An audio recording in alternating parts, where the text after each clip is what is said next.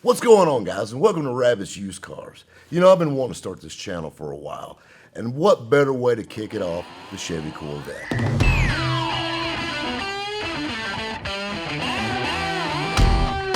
And everybody has a fun Corvette story, whether you hate them or love them. And I think the stories is why I love the car so much. I've had so many fun times in Corvettes. Of course, you've seen my VinWiki stories, you know, about the classy chassis Corvette when I drove the stolen recovery vet all the way to Indiana with no VIN plate. Here's a good Corvette story for you. Rabbit's 20 years old. I was just a little bunny.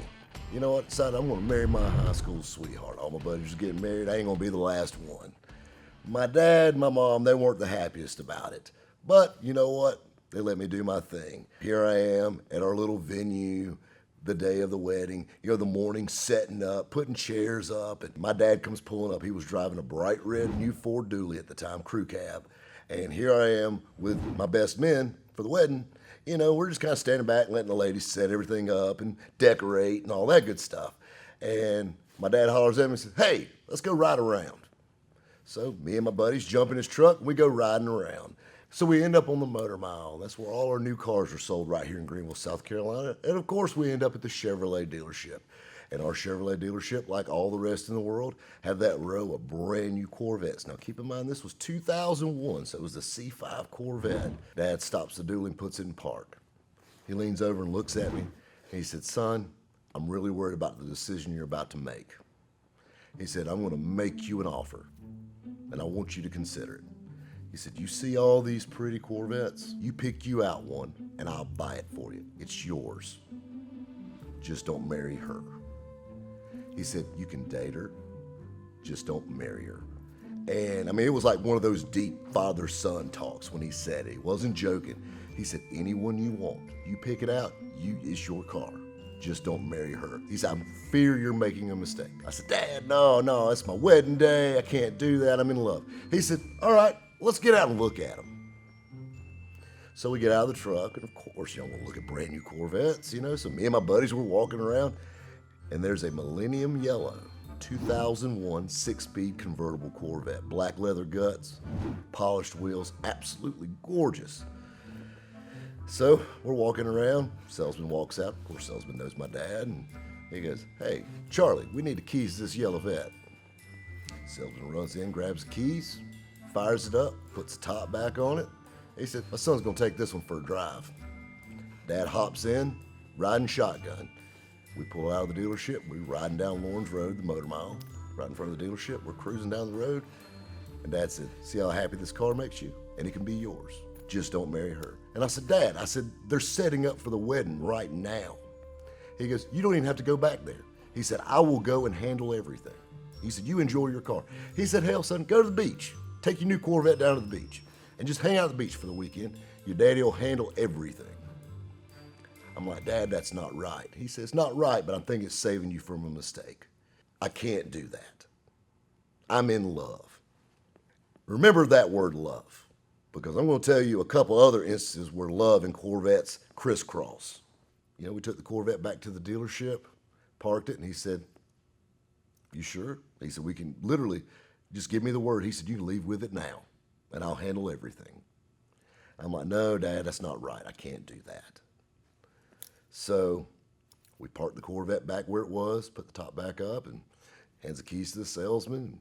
Dad's shaking his head. We get back in the Dually, and we head back to where I was getting married at. Nobody but me and my groomsmen and my dad knew about this little situation. That first year of marriage, they say, is the worst. It was great. We never had a crossword. You know, everything was going good.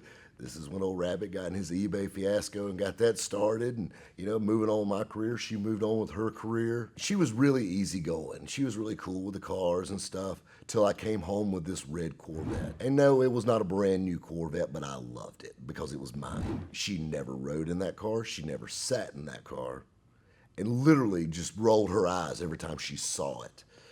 Well, I used to joke around with her. I said, "You keep that attitude up, this car's gonna be around a lot longer than you are."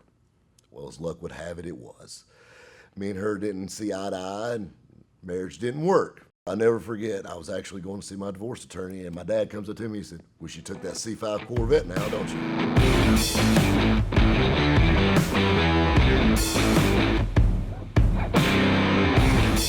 But an interesting love and Corvette story also for you. So we're talking about my red 80 flared out convertible that ended up at SEMA. All right, well, I bought this car from a car lot that I was doing cars for and putting them on eBay for them. The story with the car is the guy actually had two of them. He had a black one and a red one. And they were a match set. One was for him, one was for his fiance. And he caught his fiance messing around, so he took the car back.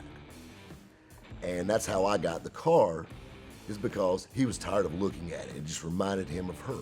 I get the car, and me and my wife split up. So I sell the car to a guy in Iowa. He ends up going through a divorce. He sells it to a guy in San Diego. He ends up going through a divorce. Well, many, many, many years later, this is actually just a few years ago, I was talking to the guy that I actually bought it from.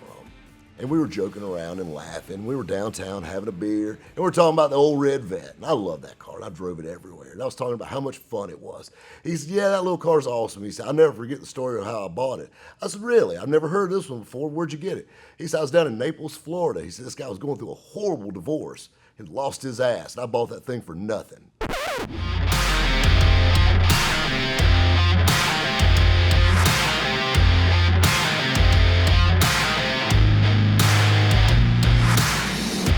That's one of the many reasons I love Corvettes, is these great stories that are attached to them.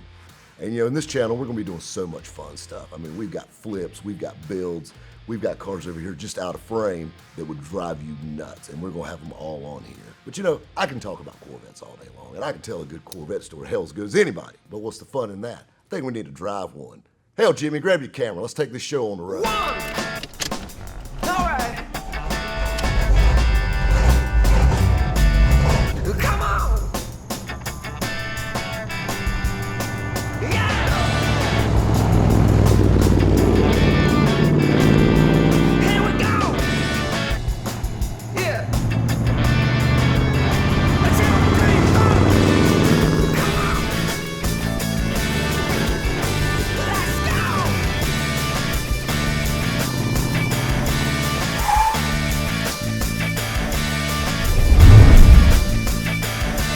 Kind of fun talking about a Corvette and always having a story.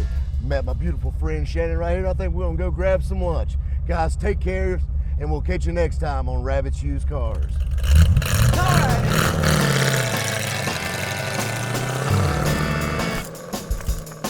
Corvette stories with Rabbit. Take one, Mark. Damn, I'm sweating like a poor Sunday school for a song, bro. We'll cut that fucking out. I feel like a Baptist preacher. Lord, Lord. We'll send that offering plate around. Invest in an air-conditioned shop. Check.